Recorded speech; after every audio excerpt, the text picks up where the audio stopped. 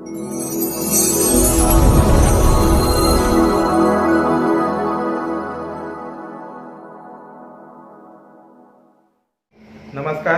CWS news में आपका बहुत बहुत स्वागत है। जैसा कि आप जानते हैं कि लखनऊ नगर परिषद के चुनाव हमारे सामने हैं और विभिन्न वार्डों से अलग अलग पार्षद प्रत्याशी अपना भाग्य आजमा रहे हैं। वैसे ही आज हमारी टीम CWS की आई हुई है भगत सिंह वार्ड में, जहां से श्रीमती मीना गोल्हानी जी हैं जो कि पार्षद पद प्रत्याशी हैं, और जानते हैं उनसे कि उनकी क्या रणनीति है, क्या कुछ चुनाव के लिए उन्होंने तैयारी की हुई है और वो उनके इरादे क्या हैं, जीत के बाद वो क्या कुछ करना चाहेंगे अपने वार्ड के लिए। तो आइए, CWS न्यूज़ में बहुत बहुत स्वागत है। नमस्कार। आप पार्षद पद हेतु प्रत्याशी हैं वार्ड क्रमांक 12 से, जो कि भगत सिंह वार्ड आता है। तो किस रणनीति के तहत आप इस चुनाव में उतरे हुए हैं? क्योंकि नगर परिषद लखनऊ के भगत सिंह वार्ड क्रमांक 12 से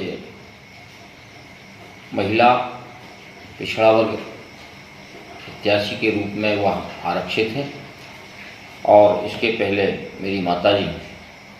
भगत सिंह वार्ड क्रमांक 12 लखनऊ में पार्षद रहते हुए जन सेवा का कार्य करते हुए, चाहे वह शासन की योजनाओं का लाभ हो या पेयजल व्यवस्था हो या वार्ड के अंदर साफ सफाई व्यवस्था हो, प्रकाश व्यवस्था हो, रोड, बिजली, नाली, पानी, सड़क, इन सारी चीज़ों को लेकर आपने बड़ी ही शिद्दत के साथ और बड़ी ही गंभीरता के साथ वार्ड की सेवा विगत 5 वर्ष पूर्व की थी। और यह अवसर दोबारा फिर आया कि वार्ड की जनता के द्वारा कहा गया कि एक बार फिर माताजी को प्रत्याशी बनाया जाना चाहिए, और उनकी भावनाओं का सम्मान करते हुए मैंने मेरी माताजी श्रीमती मीना गोल्हानी को भगत सिंह वार्ड क्रमांक 12 से प्रत्याशी बनाया है। इनका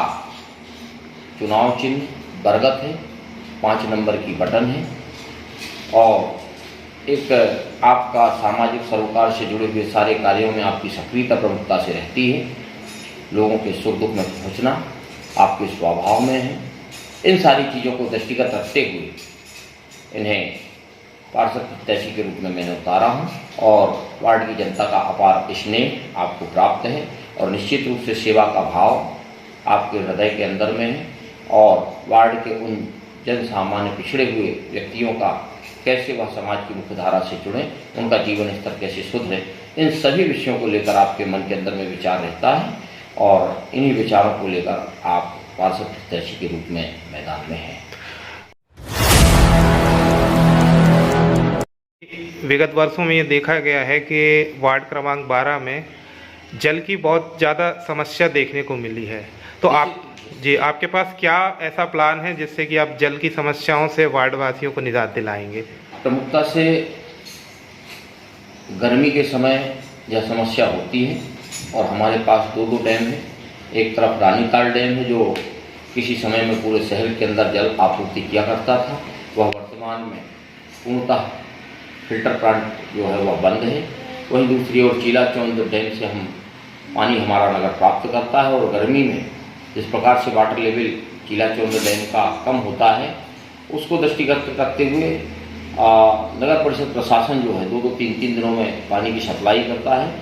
इन विषयों को लेकर आने वाले समय में गंभीर चिंतन भी होगा, और इनमें हम सभी लोग मिलकर निष्कर्ष में पहुंचेंगे कि नगर में रोज कैसे नगर के नागरिकों को जल की आपूर्ति की जाए, और निश्चित समय सुबह 7 बजे से लेकर शाम को 8 बजे तक उनको जलापूर्ति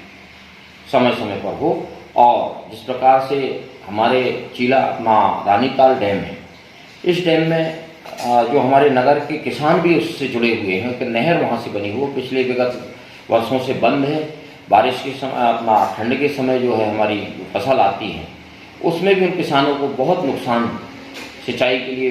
जल की व्यवस्था ना होने के कारण होता। आने वाले समय में हम मांग करेंगे कि वह नहर प्रॉपर व्यवस्थित चले, जिससे कि हमारे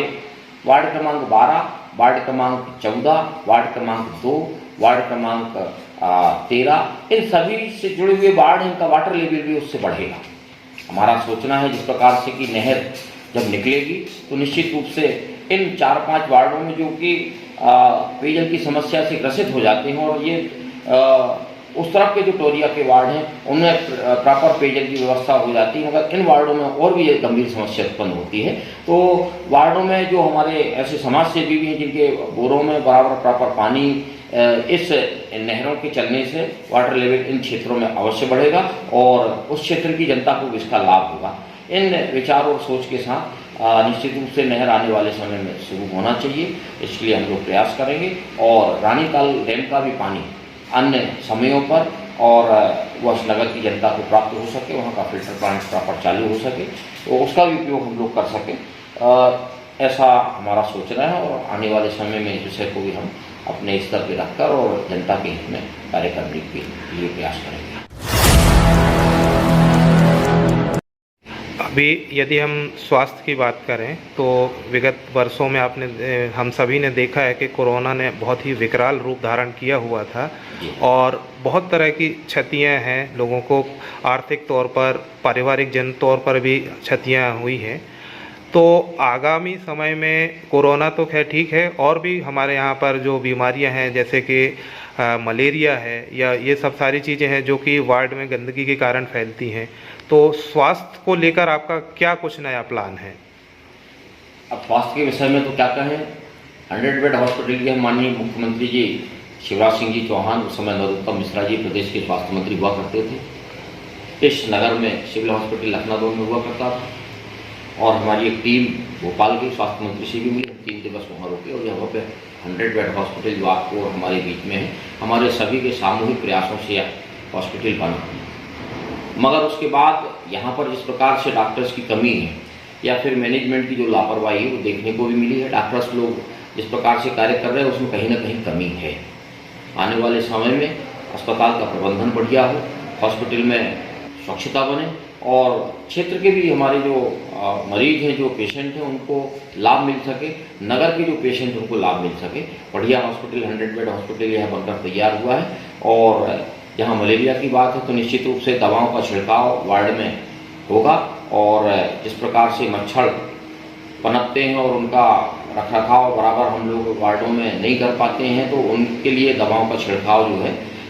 अवश्य होगा। और ऐसी अनेकों बीमारियाँ जिससे कि लोग परेशान हुआ करते हैं और अनेकों प्रकार की बीमारियों की चपेट में आते हैं, उनके लिए हम समय समय पर हमारे वार्ड में दवाओं का छिड़काव अवश्य करेंगे।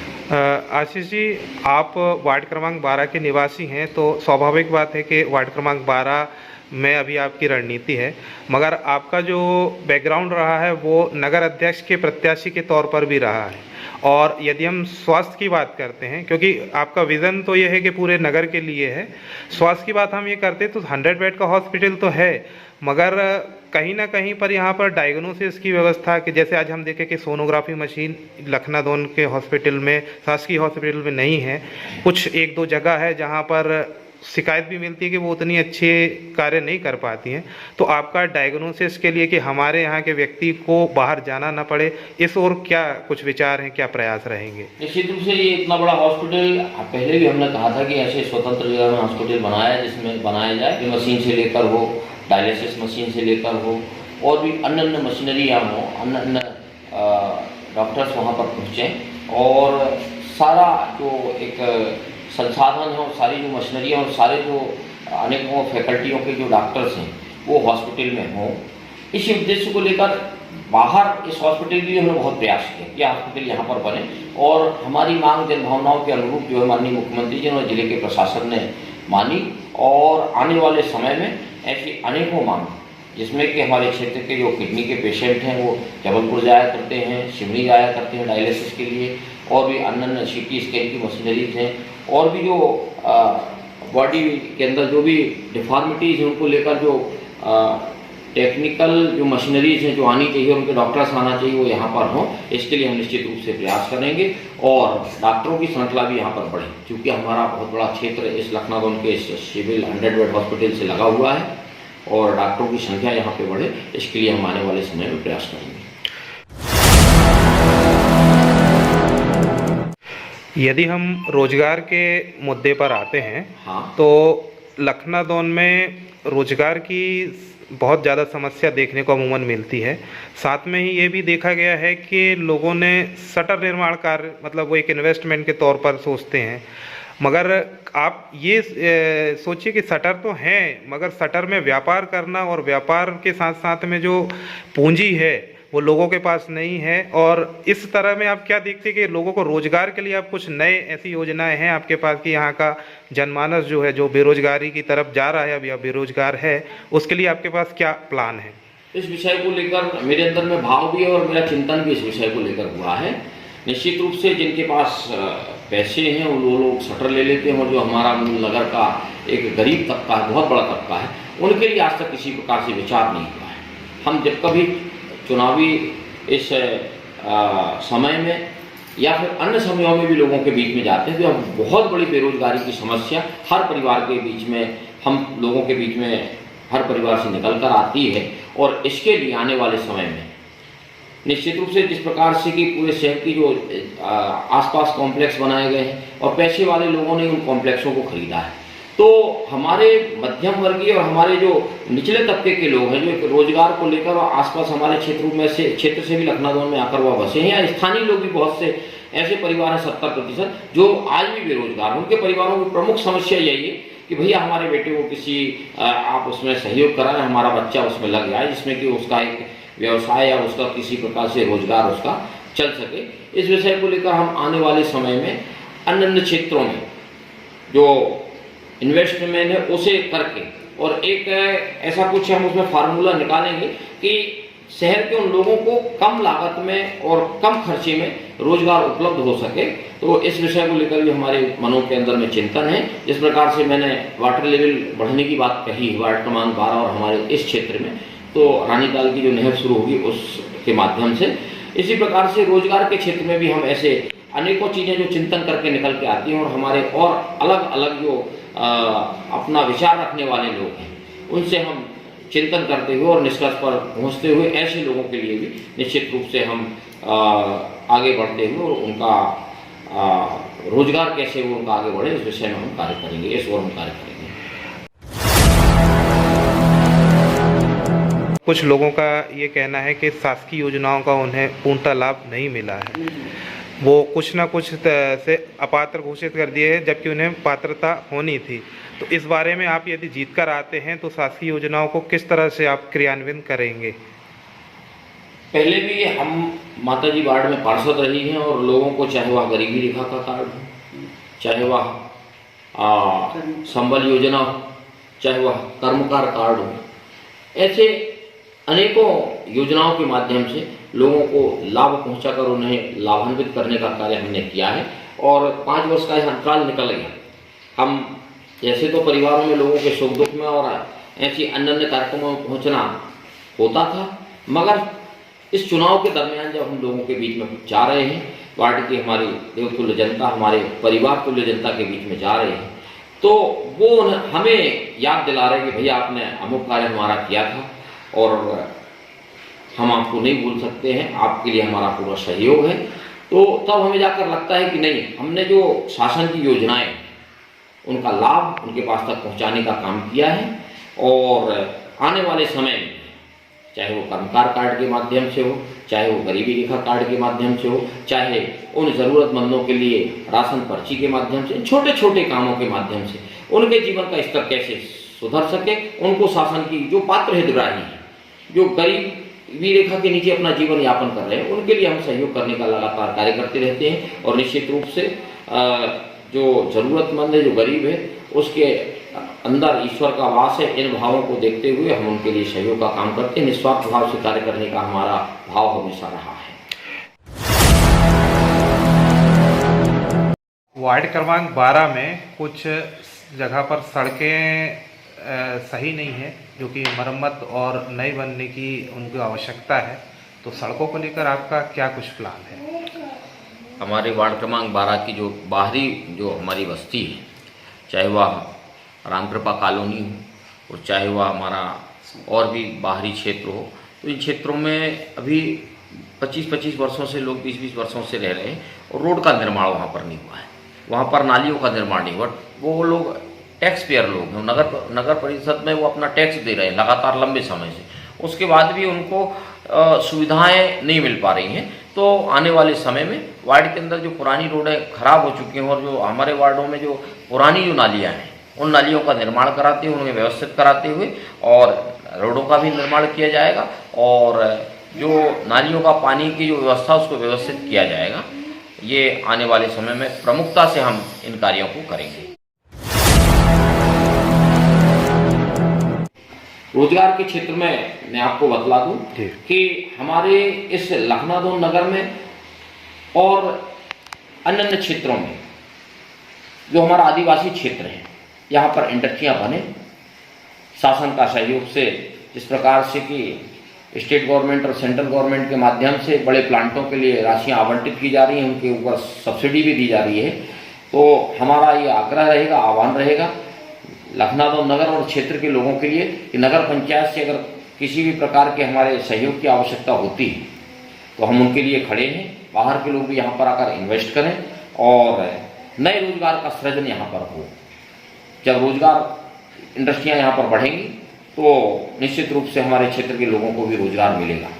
दूसरा विषय, अभी 2 वर्ष पहले जिस प्रकार से कमलनाथ की सरकार आई थी, तो कमलनाथ की सरकार ने एक काम बहुत अच्छा किया कि हमारे इस आदिवासी क्षेत्र में अगर कोई व्यापारी, कोई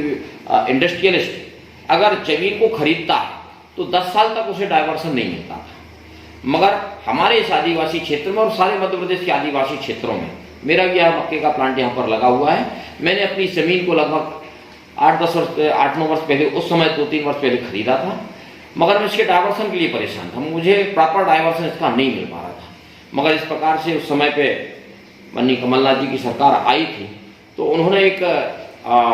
कानून पास किया, प्रस्ताव कैबिनेट में पास किया और आदिवासी क्षेत्रों में जो भी व्यक्ति जमीन खरीदता है तो उस व्यक्ति को तुरंत उसकी जमीन को डाइवर्टेड किया जाएगा और उसके माध्यम से वह फाइनेंशियल अपना हेल्प बैंकों से लेकर और इंडस्ट्री को और बड़ी इंडस्ट्रियां लगा सकता है। तो यह बहुत बड़ा कदम उनकी ओर से था, तो इसका लाभ हमें भी मिला है। तो आने वाले समय में ये इसके माध्यम से लोग जमीनें हमारे इस आदिवासी क्षेत्र में इंडस्ट्रियलिस्ट जो है वो ले सकते हैं और जमीनों का तुरंत उनके लिए डायवर्सन का कार्य भी होगा और मध्य प्रदेश शासन की जो सरकार की योजनाएं हैं उनके माध्यम से भी लोगों का लाभ होगा और इंडस्ट्रियों के माध्यम से भी हमारे क्षेत्र के लोगों को रोजगार प्राप्त होगा, मैं ऐसा मानता हूँ। भगत सिंह वार्ड जो है वो महिला आरक्षित वार्ड है, तो क्योंकि महिलाओं को प्रोत्साहन दिया जा रहा है तो आपके यहाँ से भी मीना जी हैं, तो महिलाओं के जीवन स्तर के उत्थान के लिए, उनके रोजगार के लिए क्या कुछ आप नया प्लान लेकर आ रहे हैं? यदि जीतते हैं तो क्या किन योजनाओं का क्रियान्वयन आप कराकर और महिलाओं का जीवन स्तर उठाएंगे? मैं जब वार्ड में निकलती हूँ तो महिलाओं का यही कहना रहता है कि चाची जी, यदि आपको हम चुन के लाते हैं तो आप हमारे लिए क्या करोगे? उनका ये प्रश्न रहता है। तो मेरा ये कहना है उनसे कि बेटा, आप जो भी काम करना चाहती हो तो मैं उसमें आपका सहयोग दूंगी और सरकार से जो सहयोग मिलेगा उसमें आपको भागीदार बना के आपका काम चालू करवाऊंगी। समूह के माध्यम से आप लोगों को अचार, बड़ी, पापड़ और भी जो छोटे छोटे काम हैं उनके लिए मैं करवाने में जितना भी मेरा सहयोग होगा उतना मैं करूँगी और सरकार द्वारा जो योजना आएंगी मैं आपके पास तक पहुँचाने का काम करूँगी। तो ये थे हमारे साथ में वार्ड क्रमांक 12 से भगत सिंह वार्ड से पार्षद प्रत्याशी श्रीमती मीना गोल्हानी जी और आशीष गोल्हानी जी। हम और हमारी CWS की टीम आपके लिए शुभकामनाएं प्रेषित करते हैं। आप ऐसे ही अच्छे काम करें और वार्ड का और हमारे नगर का नाम रोशन करें। धन्यवाद।